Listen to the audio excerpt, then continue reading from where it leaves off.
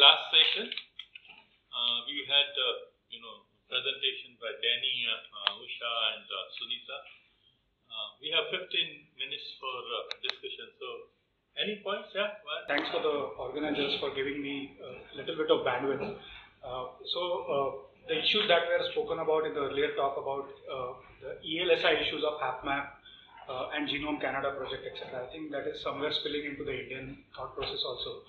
Government of India through Department of Biotechnology is investing huge amount of money in creating mega projects. One of them is called as a Genome India project. It's almost done. IISc Bangalore is going to be the nodal hub for this project. One of the biggest open source project in the world is called as the Cancer Genome Atlas, TCGA. This is made out of US public taxpayers' money. It's a $300 million project. In the last 12 years, this project has really revolutionized cancer research and also cancer treatment. Probably it is fair to say that it has ushered in this whole fashionable word of precision oncology or precision medicine. But dare I say, it also has opened Pandora's box with reference to bioethics of big data, open source data. So I think in addition to the scientific achievements of that project, it is also affecting a lot of different domains, including startup companies, including bioethics. I think new laws are coming up, etc. And if India tomorrow also embraces a project like this, I think this kind of a group and at much different levels will have more engagements and discussions. I think that is probably is realistically expected. So with that background, we invited the TCGA, the Cancer Genome Atlas team, to come to India.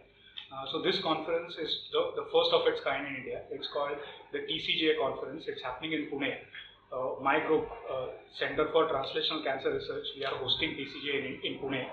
The dates are 21st and 22nd September, followed by which we'll have a 3-day hands-on workshop on how to use TCGA. Because I think right now there is no real expertise in India to use TCGA. We are very fortunate that Department of Biotechnology, through the Secretary herself, Dr. Renu Swarup, they have endorsed this event. National Cancer Great, Dr. Manju Senkar's group, they have also endorsed. One of the apex bodies of clinicians, onco-clinicians in India is called Indian Society for Medical and Pediatric Oncology. They have also lent their support to this event.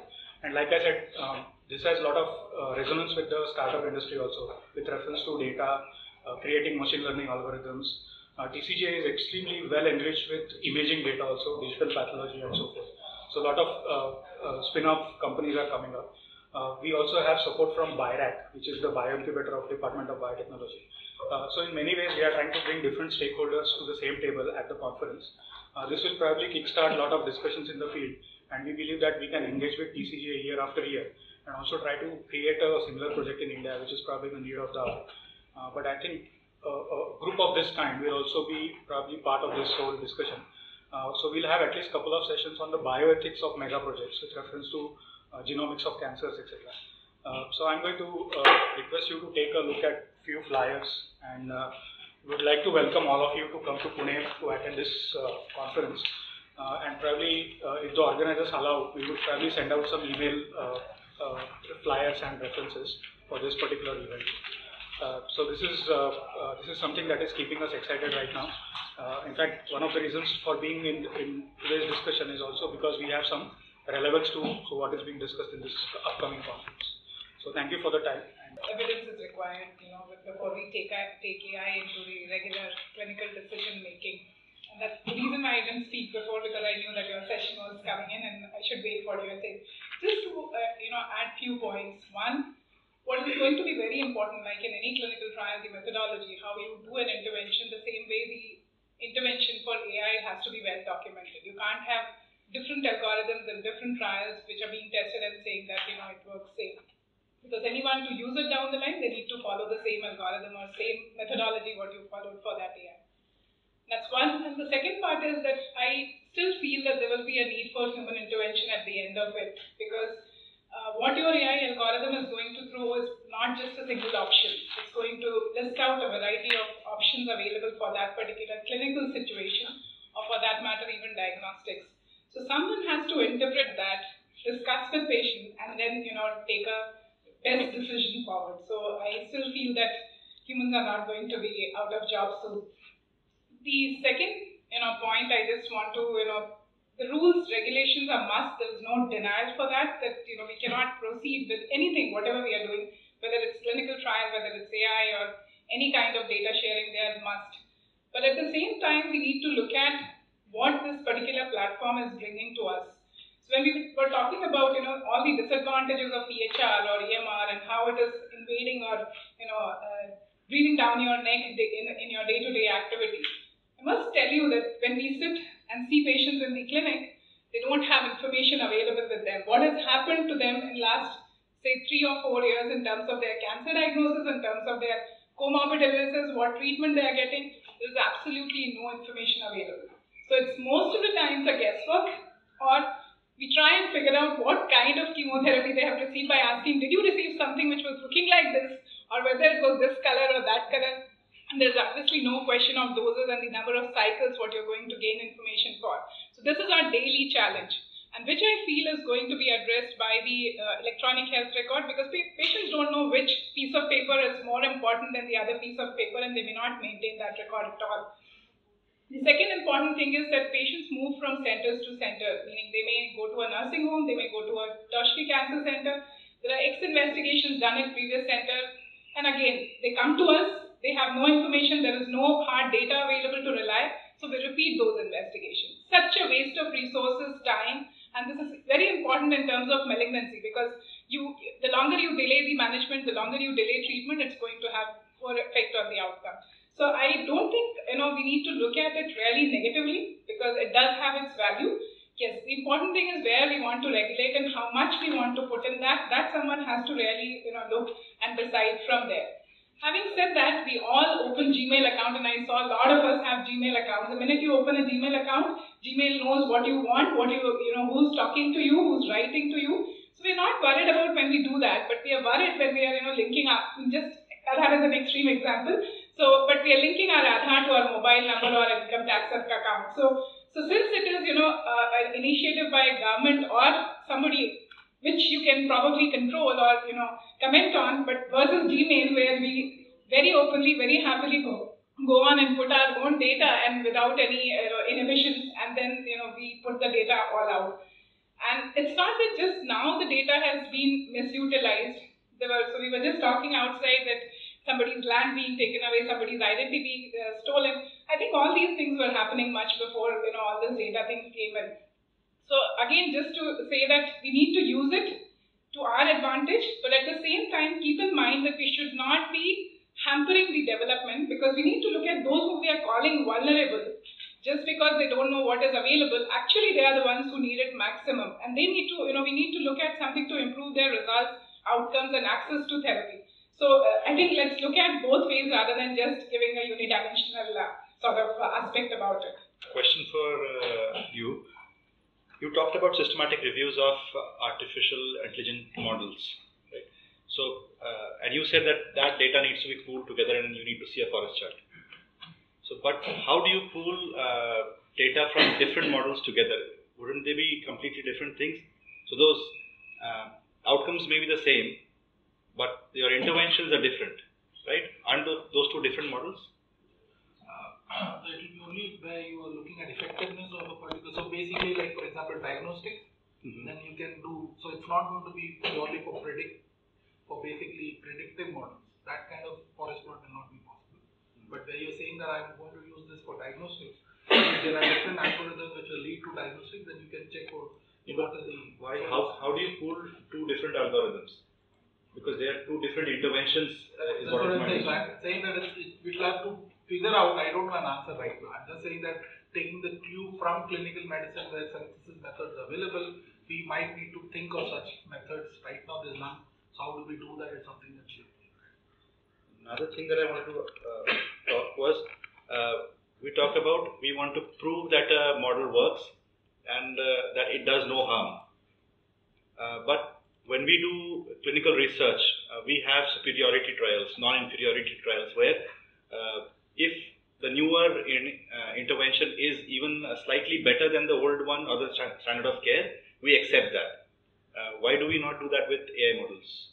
If it is better than what a human does or what is existing care, if it produces better results, why do we still want it to be 100% sensitive specific, for example?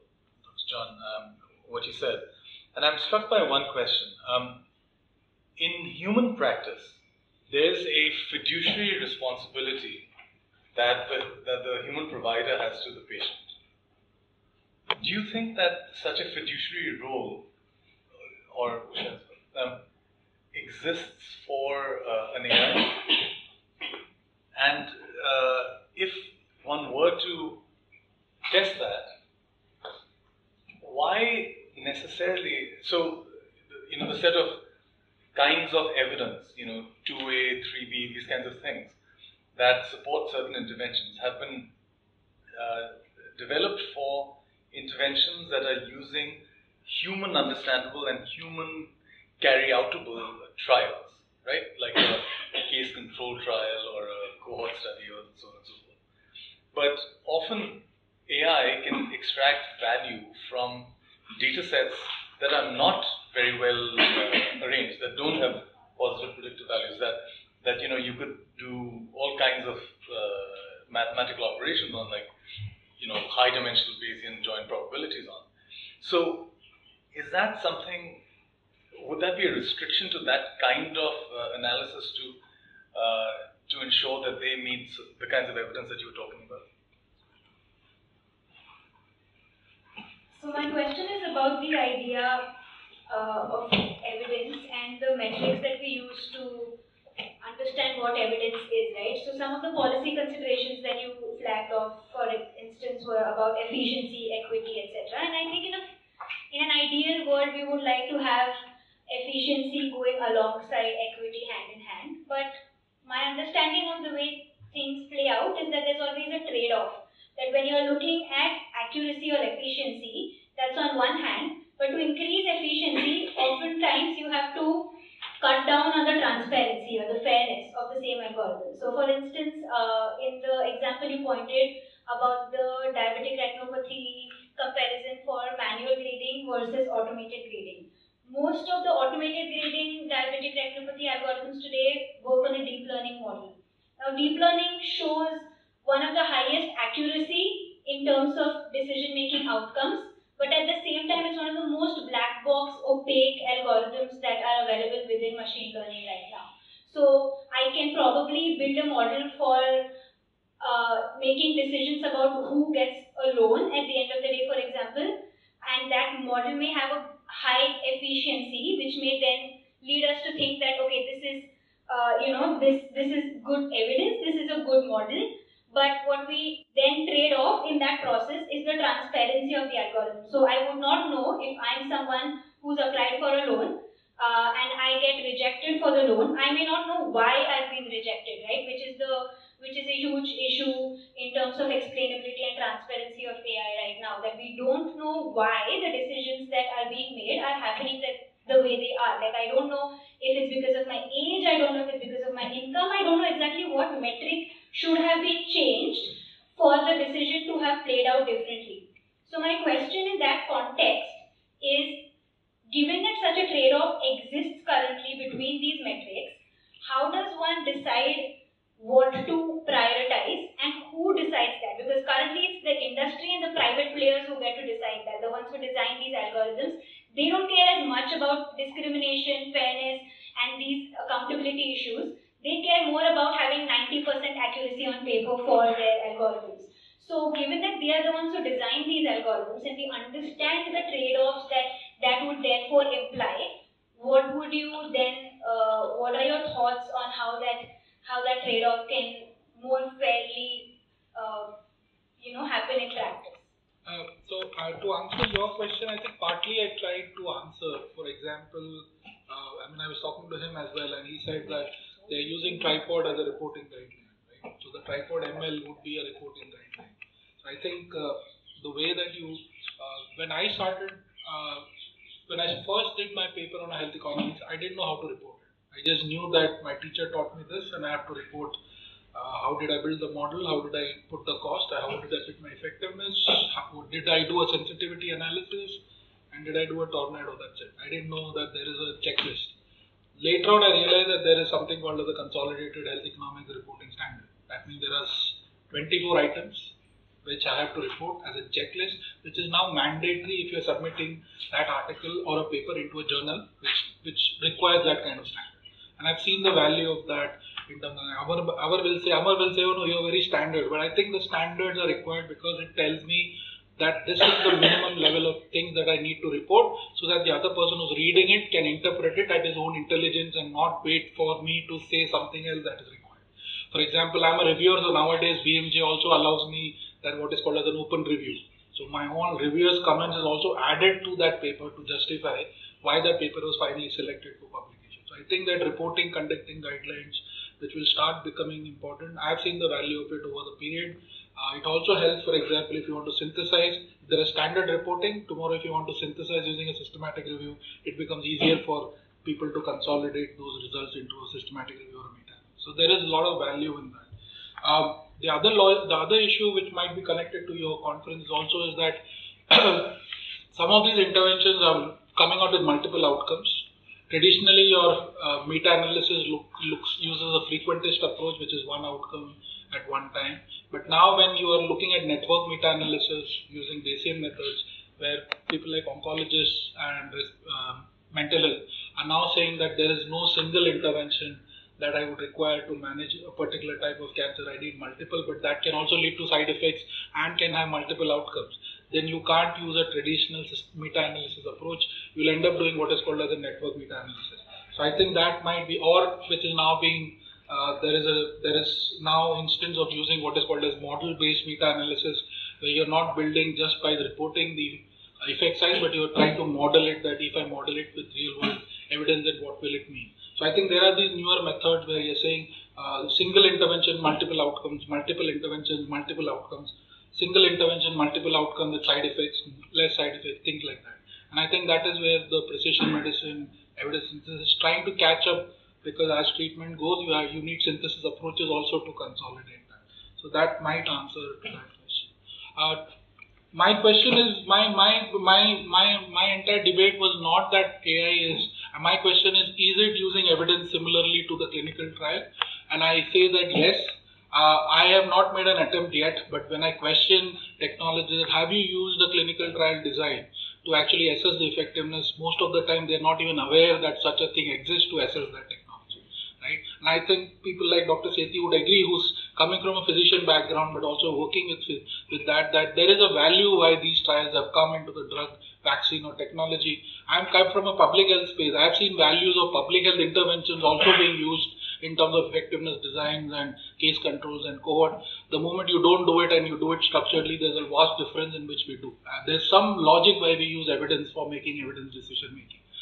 So I think it's not about saying that whether there's a certain way to do it. I'm just asking a question that if drugs, technologies and others are subjected to that designs via AI, which is using prediction or diagnostic or any of those akin to another manual type, why are they not subjected? I think it's time now that we start asking that question of that. In terms of the entire question about the same, I think the evidence bar, we call it, for what is example is that in the evidence hierarchy, you'll say that the case series will go in the bottom, and then you'll have case control, and then you'll have randomized control trial, systematic reviews and meta-analysis. And then you have those hierarchies. I don't know whether those hierarchies exist AI. Whether that hierarchies will fit AI, I have no clue. I am not an AI guy. I've entered from an evidence space into AI. So I have to still learn whether those hierarchies are applicable. How will those designs be applicable in what kind? And I said that I'm willing to take those examples and go back to Cochrane groups and say, why are you not looking at AI? Because these are also diagnostic methods. These are also prognostic methods. So I'll be happy to take your methodologies and go back to Cochrane groups and say, why are these not being looked at? Because I have not seen AI being used as, but maybe the only other reason might be because Cochrane looks at randomized controlled trials only as a study design.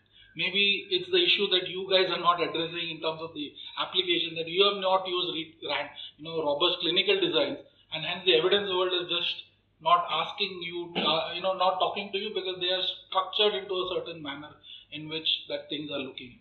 Right, and I think that is where the people have to talk to each other and say, how do we come together? Because this is how the world has understood evidence-based till now. AI uses this How do we talk now? I don't know. I don't have an answer. I'm just asking, is it not important to look from that point of view? To talk about the entire equity efficiency perspective, there's this formal method called health technology assessment. India has started a bit. It first started mentioned in this 12th 5-year plan. It started later on at the 13th 5-year plan, and it first came in 2015 when Soumya Swaminathan was the head of ICMR. It started in the name of what is called as Medical Technology Assessment Board, and later on in December 2016 or 17 as it became what is called as now called the Health Technology Assessment India. And within that, they are now looking at parameters of looking at cost effectiveness and clinical effectiveness to make a policy decision whether those interventions should be incorporated into the health policy making. So in the initial days when they identified 8 or 9 topics, it was more about breast cancer screening, diabetes screening, hypertension screening. But later on it started, because Ayushman Bharat has come in, they are now asking about IOL. They are talking about, like the study that I presented on anemia was for Anemia Mukt Bharat, that there are invasive methods for anemia and there is a non-invasive method, which is more evidence-based, which is more cost-effective. So these are questions that are asked. We are providing evidence. We have no clue what the ministry is doing with that decision. I have no idea. My job is to provide evidence. I cannot influence their decision in the end. So one of the things that we are also emphasizing is methods. So typically your cost effectiveness or entire evidence doesn't look at social cultural aspects, doesn't look at legal aspects, doesn't look at equity aspects. So this is only that we as methodologies are working with people like Sundar or trying to, I'm in touch with him through Rakhal and trying to figure out how do we incorporate equity within HT. There's currently no framework. There's currently no, what Sunita was saying, social cultural factors. There's absolutely no framework to incorporate. It's purely based on effectiveness and clinical effectiveness. And NICE, which is the UK, has burned their fingers because many of the so-called acceptable components have not been accepted. For example, I'm a huge critic of QALY, which is the quality adjusted life years, which is a single most indicator of how NICE makes a decision. Main reason because India is culturally so diverse that I can't have a QALY sitting here, and if I go outside to Hiranandani, I'll have a different QALY, just because I have a different economic standards. So we are now testing those. There are questions that, so we are using Amartya Sen's capabilities approach. Is that a better indicator to measure assessment of a clinical cost effectiveness? So I think the logic is that I don't have answers to you, but I just know that we are developing some methods in which these kind of methods can incorporate equity and socio-cultural factors, which is more India-specific issues. So I can't borrow from NICE, I can't borrow from Sweden, I can't borrow from New Zealand because they don't sit in that context. Okay, I just very brief because you're the kind of person I should answer. That's why. And 2-3 things. Some of the things that you said EHR is needed. Patients don't understand any of this, and therefore you need to get it. I don't think anyone questions any of those things. The point is, what are you providing as an answer to it, and what other consequences does it have? It might serve, there is a certain level at which it may serve your purpose, even which is not only without question. Because when we talk about how evidence is, now I'm talking evidence differently, but how the material about the person is being maintained by one hospital, how it's entered, the extent of error that we are seeing in many of these systems, because we don't have either the people or the systems who will be able to maintain these records really well. So some of these things, you ask for it to be done again, in fact, because the patient has very little control over what there is in it. Just read the National Health Stack document and in fact the EHR document to see what they say can be changed, what cannot be changed, what will continue to be there, and why is it that they are having this particular model for maintaining the EHR. It has very little to do with health and a lot to do with data. So what I'm asking is that not that there should be no systems that are changed, but when you're asking for systems to be changed by people whose interests are different from yours, then maybe you need to raise different questions. And I find it very disturbing when people say, oh, it was happening then, it's happening now, how does it matter? The idea about having a change of this kind is that you won't have the problems you had earlier. So if it's the same thing, why are you adding risk to other kinds of risk to people's lives and saying that, anyway, it's not like it's doing worse for the person. In the context of that illness, it may not be doing worse because you are going to be responsible with what you do. But this system is actually, it's not about misuse, abuse. It is trained in a way, it's constructed in a way where it is meant to destroy many of these things. Let's not forget that the government went to the court to say people of this country don't have a right to privacy. They didn't say it generally. They said it in the context of a project which was going to link up multiple databases. Same week, in another court, they were saying in the defamation case that no, please don't strike down the law of defamation, because as the government, we have a responsibility to protect the privacy interests of our people. So they said it only in the context of this. So what if, the light bulb that goes on in our heads is to say that this kind of project cannot survive a privacy interest.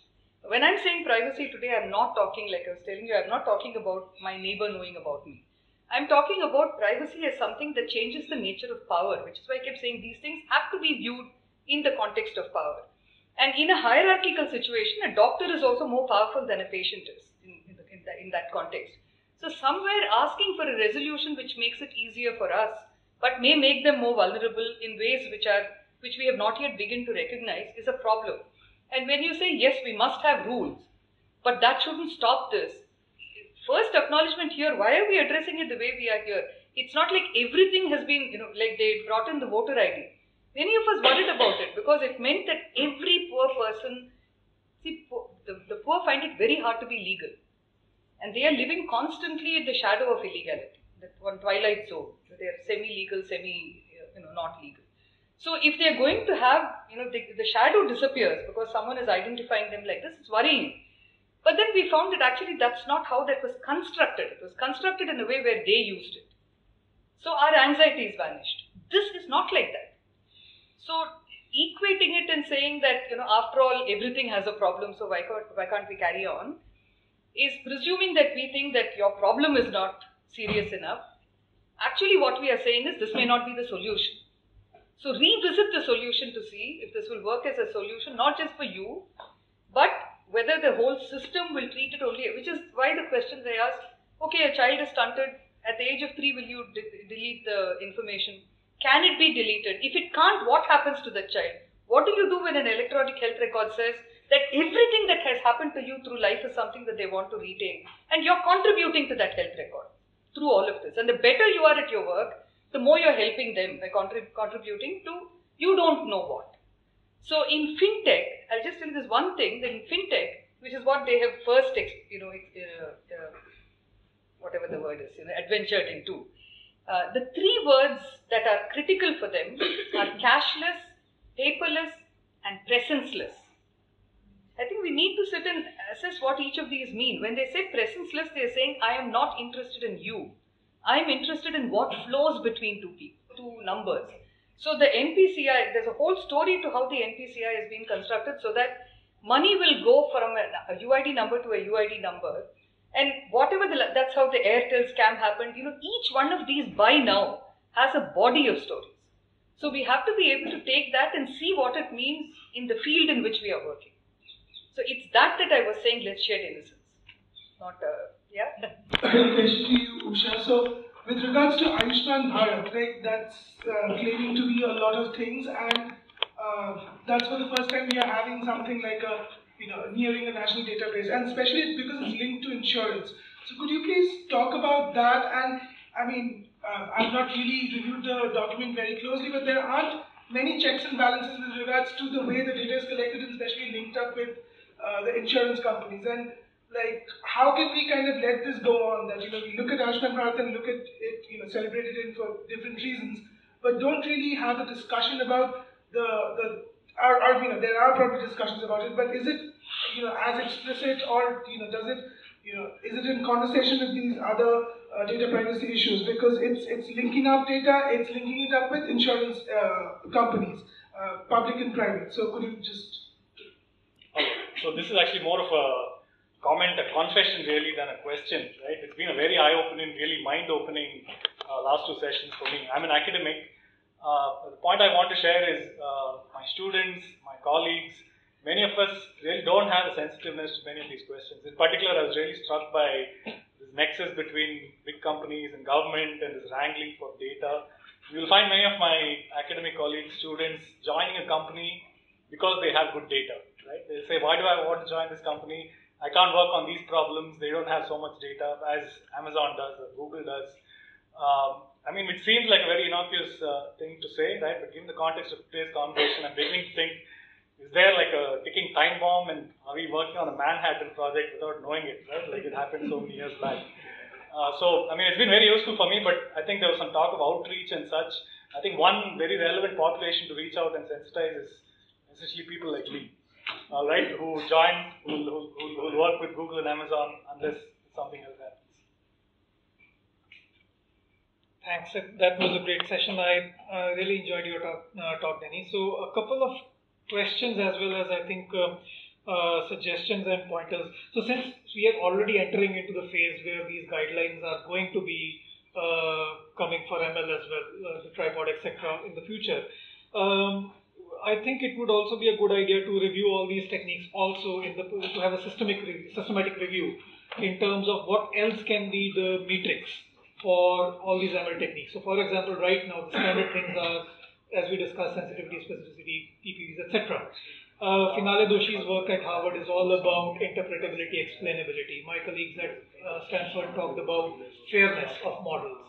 Extending that same point, that a model which is more fair in terms of providing better equity of care might not work for anyone at all. That is what my colleagues at Stanford, Nigam Shah's group actually found, that if you actually make a model more equitable, it ends up performing bad for everyone. So there might be more metrics that we might need to look at if we are considering these bigger issues of equities, inclusion, and maybe having a systematic review with extended metrics of that sort may be one way to go about. And we talk about some of these equities, etc. as well in our AAAI 2019 paper, where we used Bayesian decision ensemble network, where we also did the ensembling of multiple models, as you said. How do you actually collapse all these models into one? So I think with that, AI is entering into that phase where, unlike statistics, the methods are not really laid out in stone as of now. Healthcare is more complex than driving a car, and we are actually building the car as we are driving it. So I think we will need a lot more discussion like this to really get there. That's my. It seems that AI is here to stay. I think there will be more research projects coming in, research designs. I think there is a need to sensitize ethics committees. Because if tomorrow your ethics protocol or your study protocol is handled by people who are not adequately sensitized about AI, I don't know what the future of those protocols will be. And I think probably this is an activity that a group like FAMS or HEAT should probably take up top down, starting from or something like that. Because I think ultimately for AI to go to grassroots level, it has to go through the ethics of study designs, etc. And if those people are going to strike down these protocols just for the lack of sensitization of knowledge, I think that's a big hurdle. One quick question for Usha. If Aadhaar was not used, let's say you didn't have this broad across the board linking, would AI, because you could do a lot of AI research without linking to Aadhaar as an example. So I'm just curious, what do you think of that? Maybe you might say that that's not the point of all this at all, but just curious what you think. Second question to Denny as well is that, are AI trials required to be registered with DCGI? Are negative results also supposed to be published? Because one of the major problems in this whole field is publication bias towards positive. So I'm just curious about those two. I got interested with the entire evidence because one of the couple of months I was in a forum where somebody was presenting that we're using 3D photographs to identify malnutrition. I said, fine, good. But the WHO guideline says that mid-arm circumference level plus weight for age should be the criteria for identifying whether the child is malnutrition. So your entire approach of technology is not evidence-based. You're just using one because that's what you think it is. Mid-arm circumference level might not be the way in which technology could help. And that is where I said that I entered artificial intelligence from an evidence space and not from the other side. I'm still trying to equip myself on what this AI methods are. And coming back to the same point, that how do we make those synthesis approach in terms of meta-analysis? I just know that there should be need. How do I do it? I think some of us will have to talk to people like you and figure out that evidence researchers should be talking to people like you and say, how do we bring synthesis approaches within AI? And those approaches are there. So I'll be happy to extend any kind of discussion around that. I think the trials that have to be registered are with the Clinical Trial Registry of India and not with the DGCA, because DGCA only registers drug-based trials and not all trials. No, but they give approvals based on CTRI registration. But you're saying there's no DCG approval at all?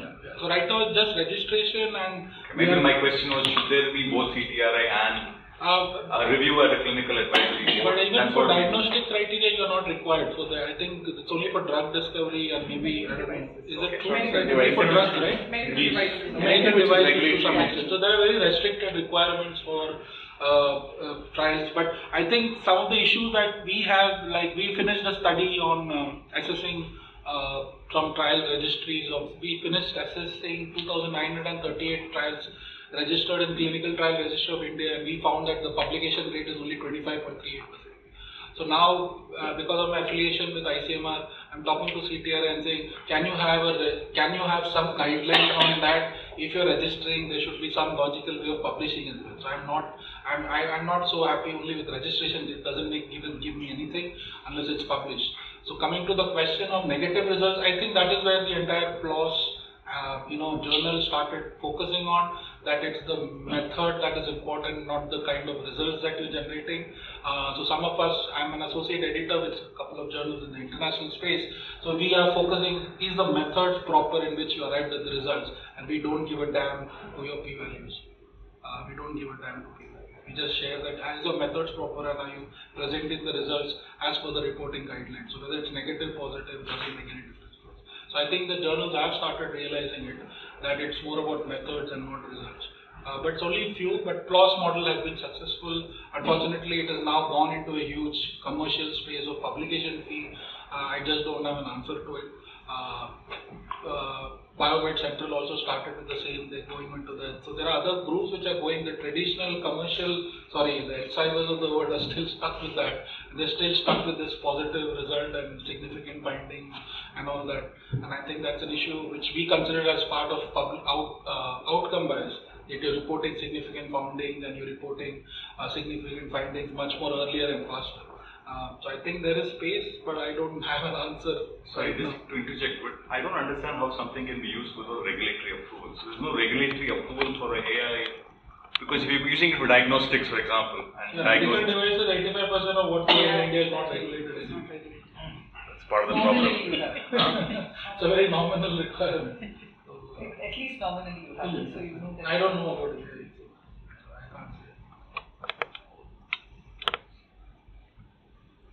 The Ayushman Bharat. Actually, this Ayushman Bharat is an interesting example of where we are, but I can just explain it from somewhere else. The first thing is that in the Supreme Court judgment on the UID case, we had the worst kind of thing happening in relation to fundamental rights. Because the thing that they said, the court said that the poor don't need privacy, the poor only need dignity. And their dignity is linked up with food and shelter and whatever. So it's completely outrageous. It's contrary to 9 judges what they said, but plainly it was to help the law survive. Otherwise, it's very difficult to explain how they came to this conclusion and how they could have done it when 9 judges have already held otherwise. And that helped Ayushman Bharat in a sense, because there you're saying that you're going to reach the people who are, who are in that. So it's like a service delivery to them, and therefore it's possible for you to get what you want. You have to link up Ayushman Bharat with what you see in the National Health Stack. And National Health Stack is interesting. Apart from saying that they're going to collect all this data, the other thing is that it will result in timely payment to the service provider. So actually there's a lot of emphasis in that on providing it to the service provider. So it's much more of an administrative and data collection mechanism than almost anything else. But there is a way in which we over a period of time learn to understand what they are doing in many of these, where they are saying, give me your data, give me your data, give me your data, I want to do what I want with it. That has to do with the way in which broadly speaking, the way this idea of eminent domain has developed in our country. It started with land, and it was where private land can be taken for a public purpose on payment of compensation, which is one of the reasons that we say don't talk about data in the context of property and ownership. Because this is where it is headed. It's that kind of eminent domain doctrine. And then after some time, the state, because you could not challenge them on public purpose, it became possible for them, and eminent domain power existed. They just went ahead and, it became like all the state belongs with all the territory belongs with the state, and the state will take back whenever it wants. Till then, you can have it. Now we find that has of course expanded to water, it's expanded to minerals and natural resources. Now you find that it's reached the human body. Because they are basically saying, in the UID case where the Attorney General came to the court and said, what makes you think your body you have absolute right over your body? It wasn't a glib statement. It was a statement that had meaning. They were saying, you cannot, you don't have absolute right over anything. So if I tell you hand it over, you have to hand it over. And you find that that's what's happening in the DNA space. So it's that expanded idea of eminent domain. And then you find that you have the Shri Krishna Committee report, where the state is now saying that personal data of people is the next natural resource that we are going to use to expand our economy. It's said in so many words. The title of the report itself talks about the economy. So, and if you read the report, you'll find that they, right at the beginning of the report, not the draft bill, but the report, they say that, see, by then the Supreme Court had given its judgment on privacy. So there was no way that the committee could say that there is no right to privacy. So they say, yes, you have a right to privacy. Every individual has. You know why you have a right to privacy? So that you can contribute to the community. And the community is contributing to the Indian economy. So your data has to contribute itself to the Indian economy. And that's how you have this idea of the trickle-up theory. Trickle-up, contrary to the trickle-down that we had before, says that people may not have very much else to spend at the market, but there's something that you have that needs to trickle up in the economy, which we will then capitalize on. So this is the, it is in this that the state and corporate interest works together. The state has coercive power and corporate interest keeps manufacturing these ideas, and that's why the law has to come last. The law can't come first, because they don't know what they are making. And that's why I think it's possible, when you say inevitable, I don't think there's anything inevitable about any of this. Actually, most of them don't even know where they are headed. There are ambitions. And I find that it's possible to do crystal ball gazing, see, clear the mist, see what is likely to happen. And we've been right so many times. I don't know if a person like me who doesn't understand technology can be right. I don't understand why people who know the field will be wrong. I mean, it's just about being willing to look beyond what is being said to us. Then we know how to address it as an issue. We can't say, it's like saying, okay, they put me in a ball and chain and what to do, that's inevitable. It's not inevitable. There's a point at which we say it is no longer acceptable, and we have to decide what that point is. And can I just say one quick joke? After all this evidence, I just have to say it's too tempting. Can I say two? Okay. First joke. Okay? It's not a joke, it's quite serious actually. So there was this man standing in a corner. If you've heard it, there was a man standing in a corner and he kept doing this. In the middle of one place, he just kept doing this. When I was passing up and down, I saw him doing this there, and he went up to him and he said, "What are you doing?" He said, "I'm keeping the elephants away." He turned and said, "There are no elephants here." He said, "See, it's working." And in another, on biometrics, we had this, when we were thinking about biometrics, we were thinking, what actually explains this best for us? And we were thinking of the scientist who was conducting an experiment on a frog. So it's a cruel joke, because he kind of tells the frog, "Jump," and it jumps. And he takes off one leg. And then he says, "Jump." And then it's like a little pain, it jumps. 2 legs, jump. And then it's struggling, but it jumps.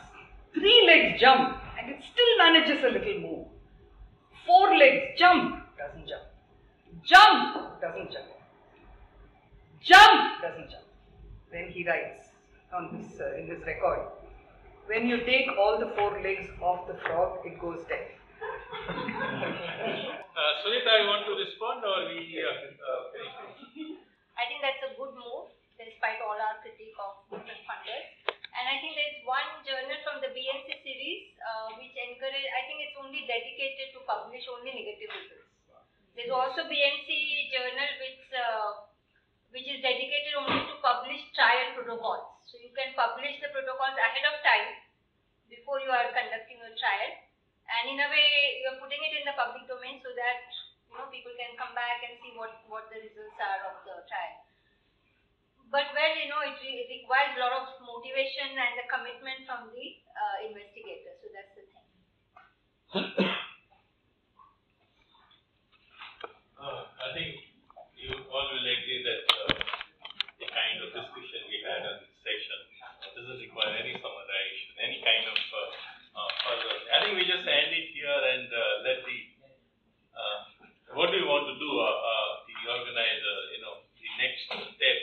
It's already 5:30. How long you want to continue the meeting and what you want to have now? As you can see from the schedule, the plan was to actually have some group discussion, but I think we've had so rich discussions already in the parallel sessions, in the presentation that, and also being cognizant of time. So I think we have a couple of choices. One is that we drop the group discussion because that will at least take till 6:37, and I know people have flights, so I think that's probably a more practical approach. But we can also open it up for feedback as to how comfortable are people staying a bit later for some of those discussions. No. I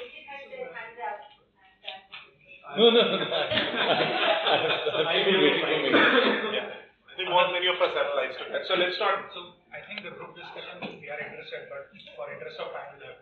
So even later on through emails etc., if you can create those groups and probably have an email interaction, probably that's probably sure.